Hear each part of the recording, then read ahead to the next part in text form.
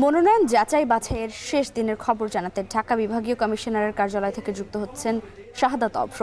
অভ্র, আজ তো মনোনয়ন যাচাই বাছাইয়ের শেষ দিন, এখন পর্যন্ত মনোনয়ন বাতিল বা বৈধ হওয়ার কোনো তথ্য রয়েছে কিনা আপনার কাছে?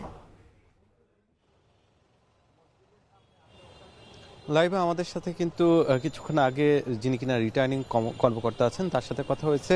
তিনি আমাদেরকে সর্বশেষ যেটি জানিয়েছেন সেটি হচ্ছে ৭৫ জন ঢাকা যে বিভাগ আছে এই বিভাগে ২০টি আসনের মধ্যে ৭৫ জনের মনোনয়ন অবৈধ বলে কিন্তু ঘোষণা করা হয়েছে।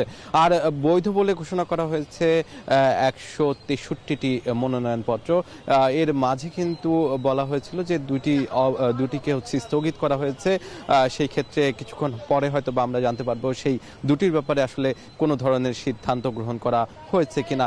এর সাথে সাথে যদি জানিয়ে রাখতে চাই যে আজকের দিন কিন্তু হচ্ছে শেষ দিন, মনোনয়নপত্র যাচাই বাছাইয়ের শেষ দিন, যার কারণে কিন্তু এখানে আমরা গতকালকেই অনেক প্রার্থীকে আসতে দেখেছি, কিন্তু আজকে খুব একটা প্রার্থীদের যাতায়াত বা আসা যাওয়া খুব একটা না দেখলেও আমরা এখানে কিছুক্ষণ পরপরই দেখতে পাচ্ছি যে নির্বাচন কমিশনের পক্ষ থেকে প্রতিনিধি দল এবং সচিবকেও আমরা উপরে দ্বিতীয় তলায় আসতে দেখেছি, এবং তারা কিন্তু যেই সেই মিটিংয়ের পরপরই আমাদেরকে এই তথ্যগুলো জানিয়েছেন যে ৭৫ জনের ব্যাপারে আমাদেরকে জানিয়েছেন যাদের অবৈধ বলে ঘোষণা করা হয়েছে। তাদের ব্যাপারে আগামীকাল থেকে মানে ৫ তারিখ থেকেই কিন্তু তারা রিটার্নিং কর্মকর্তা যেই অফিসটি আছে সেখানে এসে কিন্তু তাদের মনোনয়নপত্রর যে আপিল সেটি কিন্তু করতে পারবেন, এবং তার পাশাপাশি এই আপিলের সময়সীমা থাকছে হচ্ছে ৯ তারিখ পর্যন্ত। এর পরবর্তীতে ১০ তারিখ থেকে ১৮ তারিখ পর্যন্ত কিন্তু এই যে আপিলগুলো নিষ্পত্তির জন্য